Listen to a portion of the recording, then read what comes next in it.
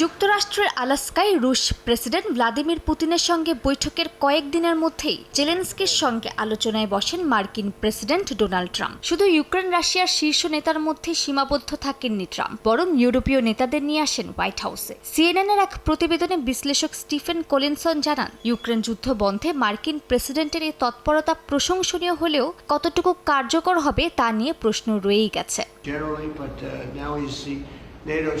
ওই প্রতিবেদনে নিরাপত্তা নিশ্চয়তা নিয়ে প্রশ্ন তুলেছেন বিশ্লেষক। বলেন, ন্যাটোর অনুরূপ প্রতিরক্ষা প্রতিশ্রুতির কথা তুলেছেন ইতালির প্রধানমন্ত্রী মেলোনি, কিন্তু রাশিয়া তা মেনে নেবে কিনা তা নিয়ে প্রশ্ন রয়ে গেছে। তিনি আরও জানান, পুতিন ইউক্রেনের ন্যাটোতে যোগ দেওয়ার স্বপ্ন ভাঙতেই যুদ্ধ শুরু করেছেন। যদি কোনোদিন মস্কো আবার আক্রমণ করে, তাহলে ইউরোপীয় দেশগুলো সত্যি সেনা পাঠিয়ে রাশিয়ার বিরুদ্ধে যুদ্ধ করবে কিনা তা নিয়ে সন্দেহ আছে। আরেকটি বড় বিতর্ক ভূমি বিনিময়। রাশিয়া চাইছে সামরিকভাবে না জেতা এলাকা আলোচনার মাধ্যমে পেতে। বিশ্লেষকরা বলছেন, এতে বাস্তবে ইউক্রেনকে নিজেদের জমি ছেড়ে দিতে হবে রাশিয়াকে, আর নিহত সেনাদের পরিবারের কাছে তার ব্যাখ্যা দেওয়া কঠিন হবে ইউক্রেনের প্রেসিডেন্টের জন্য।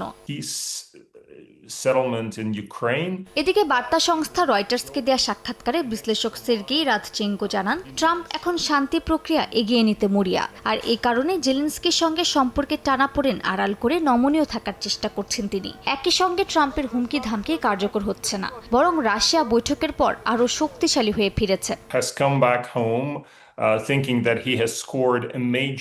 এটা প্রথমবার নয়, বরং এর আগেও হয়েছে। প্রেসিডেন্ট ট্রাম্প রাশিয়ার বিরুদ্ধে হুমকি দিয়েছেন, পরে আবার সেই হুমকি থেকে সরেও গেছেন। তাই পুরো বৈঠকে ট্রাম্পের দুর্বলতা কিছুটা হলেও প্রকাশ পেয়েছে। তবে যদি শেষ পর্যন্ত তিনি কোনোভাবে একটি শান্তি চুক্তি বা এমন কিছু আনতে সক্ষম হন যা এই যুদ্ধের ইতি টানে, তাহলে আমাদের সবাইকে স্বীকার করতে হবে যে মার্কিন প্রেসিডেন্ট তার যথাসম্ভব চেষ্টা করেছেন।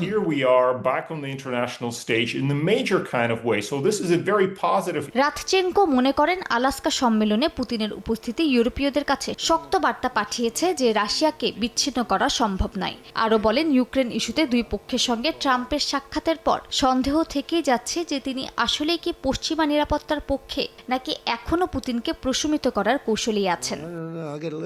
মালিহা সুহরওয়ার্দী, সময় সংবাদ।